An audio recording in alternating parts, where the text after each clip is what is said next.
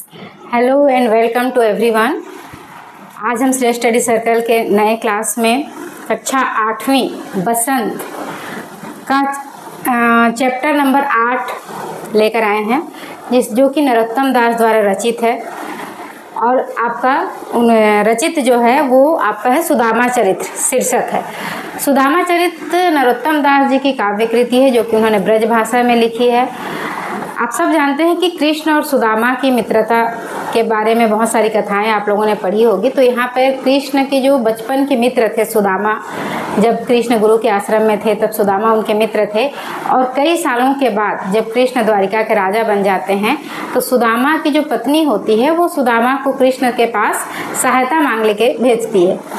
सुदामा जाना नहीं चाहते हैं, लेकिन पत्नी के कारण उनको जाना पड़ता है। और जब उस कृष्ण के पास जाते हैं और द्वारिका में देखते हैं कि पूरी द्वारिका जो है सोने की बनी हुई है, तब वो आश्चर्यचकित होकर वहाँ खड़े रहते हैं। और उस समय सुदामा को देखकर जो द्वारपाल कृष्ण के पास संदेश लेकर जाता है, उसको बड़ी खूबसूरती के साथ नरोत्तम दास जी ने लिखा है।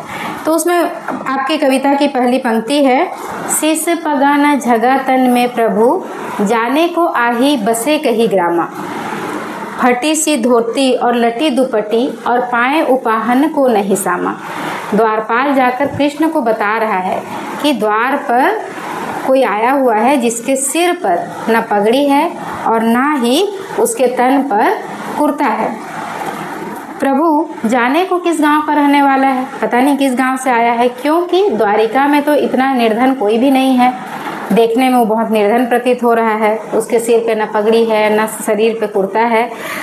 फटी सी धोती, उसकी जो धोती है वो फटी हुई है, और उसने गले में जो गमछा ले रखा है वो भी मैला कुचला पुराना सा है। और पाए उपाहन को नहीं सामा, उसके पाँव में इतने कांटे लगे हुए हैं कि उसको देखने से ही ऐसा प्रतीत हो रहा है कि उस ब्राह्मण के पाँव ने कभी जूते देखे ही नहीं हैं। बहुत ही सुंदर ढंग से कहा गया है कि शीस पगाना झगा तन में प्रभु, जाने को आहे बसी कही ग्रामा। फटी सी धोती और लटी दुपट्टी, और पाए उपाहन को नहीं सामा। द्वार खड़ो द्विज दुर्बल एक, रहियो चकिसो बहुधा अभिरामा। आगे द्वारपाल बता रहा है कि द्वार पर एक दुर्बल सा ब्राह्मण खड़ा हुआ है, जो आश्चर्यचकित होकर द्वारिका धाम को देख रहा है। मतलब शायद उसने आज से पहले इतनी सुंदर नगरी देखी नहीं है। पूछत दीन दयाल के धाम, बतावत आपनो नाम सुदामा। वह दीनदयाल जो गरीबों पर दया करने वाले हैं, अर्थात कृष्ण के घर का पता पूछ रहा है और अपना नाम सुदामा बता रहा है। अंत में जो द्वारपाल कहता है कि उसने अपना नाम सुदामा बता रहा है, कृष्ण जो कि उस समय अपने महल में विश्राम करते रहते हैं, सुदामा का नाम सुनते ही उन्हें अपने बचपन के उस मित्र की याद आ जाती है, और वो भी खाली पांव ही सुदामा के ओर दौड़े चले जाते हैं। जब वो जाते हैं और सुदामा की स्थिति को देखते हैं, तब वो समझ जाते हैं सुदामा को देखकर कि सुदामा का जो जीवन है वो काफ़ी निर्धनता में बीत रहा है। ऐसे बेहाल बिवाइन सोपग, कंटक जाल लगे पुनि जोए।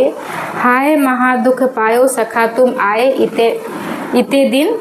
इते न किते दिन खोए। अब कृष्ण जब जाते हैं और सुदामा के पाँव को देखते हैं, जिसमें कि उनके पूरी जो एड़ियाँ हैं वो फटी हुई हैं और पूरे पाँव में कांटों के नस्तर छुपे हुए हैं, उनके पाँव में बहुत बड़े बड़े छेद हो रखे हैं। तो उसको देखकर ही समझ जाते हैं कृष्ण की सुदामा अपने जीवन में घोर संकट में है।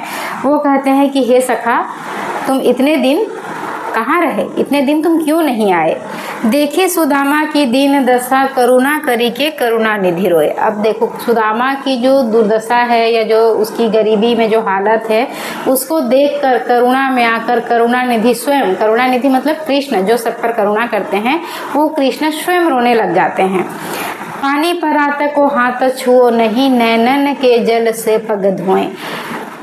हमारे संस्कृति में है ना कि जब हमारे यहाँ कोई मेहमान आता है तो हम परात में उनके पाँव रख के लोटे में पानी लाकर उनके पाँव धोते हैं। लेकिन कृष्ण जब सुदामा से मिलने आते हैं, पीछे पीछे जो उनके दास होते हैं वो परात और लोटे में पानी लेकर आते हैं, लेकिन कृष्ण उसको हाथ तक नहीं लगाते, अपने नैनों के जल से मतलब अपने आंसुओं से ही सुदामा के पाँव धो देते हैं। यहाँ पर नरोत्तम दास जी कहना चाहते हैं कृष्ण और सुदामा की उस अन्योन्य प्रेम को या उस मित्रता को दिखाने का चेष्टा कर रहे हैं कि उन्होंने कृष्ण ने सुदामा की जो स्थिति देखी, सुदामा के जो पांवों की स्थिति देखी, तो अपने आंखों के जल से ही स्वयं करुणानिधि कृष्ण रोने लग जाते हैं और सुदामा के पांव धो लेते हैं।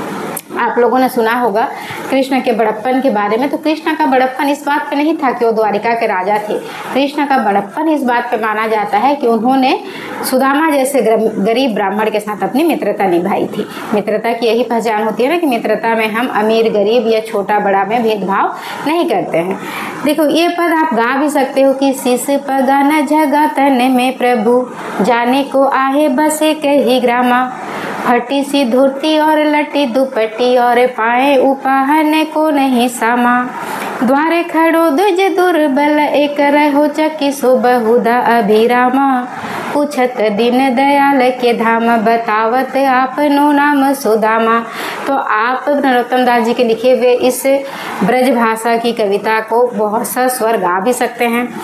आगे है कि जब हम किसी के घर में जाते हैं तो कुछ भेंट स्वरूप मिठाई वगैरह लेके जाते हैं, लेकिन सुदामा की स्थिति ऐसी नहीं है कि वो कृष्ण के लिए कोई भी भेंट या उपहार लेकर आए। कृष्ण भी समझ जाते हैं, लेकिन कृष्ण कहीं सुदामा को यह एहसास न हो जाए अपनी गरीबी का, इसलिए वो कहते हैं कि कछु भाभी हमको दियो सो तुम काहे न देत, और चापी पोटरी खा के मैं रहे कहो के ही हेतु। कृष्ण उससे पूछ रहे हैं क्योंकि सुदामा जब आ रहे थे तो उनके पास तो और कुछ नहीं था, तो जो टूटे हुए चावल को ही एक पोटली में बांधकर उनकी पत्नी ने भेंट स्वरूप कृष्ण के लिए भेजा था। कृष्ण और सुदामा संकोचवश उसे दे नहीं पाते हैं, अपने बगल में उसको दबा के रखे रहते हैं। तब कृष्ण सुदामा को यह कहना चाहते हैं कि भाभी ने हमको जो उपहार दिया है वो तुम हमें क्यों नहीं दे रहे हो, उसको अपने खाक के नीचे ही तुमने दबा रखा है, कहो किस लिए, जो भाभी ने हमको उपहार दिया है वो तो हमें दे दो। आगे चना गुरु मातु दयते लय तुम चाबी हमें नहीं दीने, श्याम कहो मुस्काया सुदामा सो चोरी के बात में हूँ जो प्रवीण।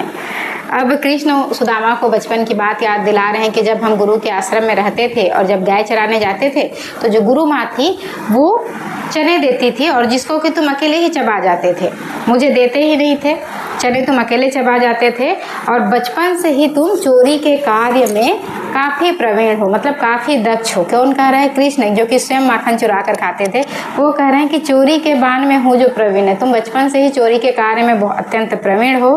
पोटरी खाक में चापी रहे तुम खोलत नहीं सुधा रस भीने, पाछली बानी अजो न तजो तुम तैसे ही भाभी के तंदुल तीने किन्हें।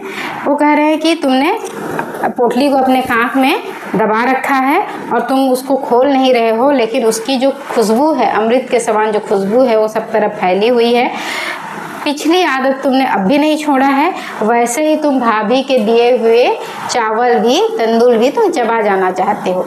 वो सुदामा को उनकी गरीबी का एहसास कराए बगैर सुदामा से कह रहे हैं कि पहले गुरु माता जब हम आश्रम जाते थे और चने देती थी तो तुम अकेले चबा जाते थे, बचपन की आदत तुमने अब तक नहीं छोड़ी है, तुम बचपन से ही चोरी के कार्य में प्रवीण हो, पोटली इसीलिए खाक में दबा रखे हो, और भाभी ने जो चावल भेजे हैं उससे बहुत ही सुंदर खुशबू आ रही है, और पिछली आदत तुम्हारी अब तक गई नहीं है। तो ये आपका ब्रजभाषा में लिखा हुआ है। आज के क्लास में हम इतना ही पढ़ेंगे। आगे जो कविता के आगे की जो पंक्तियां हैं वो हम नेक्स्ट क्लास में पढ़ेंगे।